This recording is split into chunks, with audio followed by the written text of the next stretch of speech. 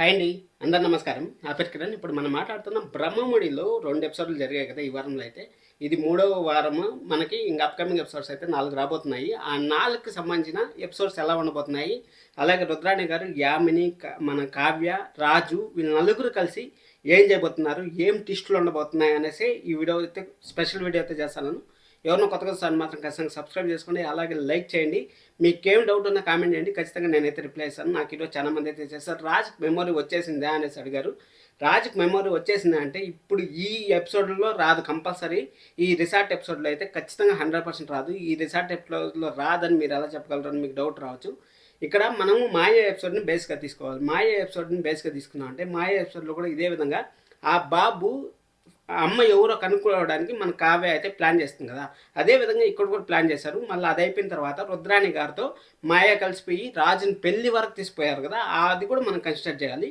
ఇక్కడ ఈ 2 పాయింట్లు కన్సిడర్ చేసి ఈ వీడియో అయితే చేస్తాను. మీకు డౌట్ క్లారిఫై అయ్యింది అనుకుంటాను. ఇప్పుడు మనం ఫస్ట్ మాట్లాడాల్సింది యామిని గురించి కొంచెం మాట్లాడదాం, మళ్ళీ రుద్రాణి గారి గురించి మాట్లాడదాం.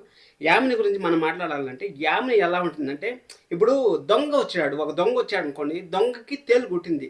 తేలు కుడితే ఏమవుతుంది, ఆ దొంగ అరవలేడు. అరిస్తే దొంగ అమ్మా అనేసి అరిసినా కానీ, నొప్పి తగిలి అరిసినా కానీ ఇంట్లో వాళ్ళకి దొరికిపోతాడు.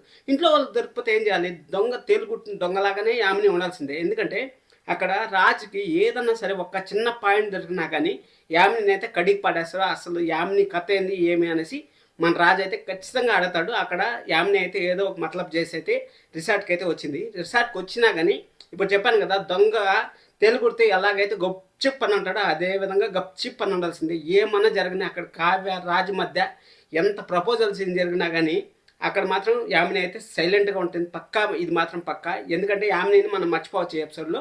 కానీ ఇక్కడ రుద్రాణి గారిని మనం మెయిన్గా చూసుకోవాలి, కన్సిడర్ చేయాల్సింది ఏమంటే రుద్రాణి గారిని. ఎందుకంటే రుద్రాణి గారు ఈ మధ్య మనం చూసుకున్నామంటే ఒక 3-4 మంత్స్ నుంచి అయితే కామెడీ పీస్ అయిపోయారు. అసలు విలనిజంకే సెట్ కాలేదు కదా, ఇప్పుడు కామెడీ పీస్ అయిపోయారు. ఇక్కడ విలనిజంలో ఏమైనా చూపిస్తారా, బేస్ ఏమైనా ఉంటుందా అంటే కావ్యకి పెళ్ళైన సంగతి రాజుకి తెలిసేటట్టు చేస్తారా, లేకపోతే యామినితో కలిసి ఏమైనా కుట్ర పన్నుతారా అనేది మనం చూడాలి. ఖచ్చితంగా రుద్రాణి గారి ఎఫెక్ట్ అయితే ఖచ్చితంగా ఉండబోతుంది. ఆ ఎఫెక్ట్ ఎప్పుడు ఉంటుందంటే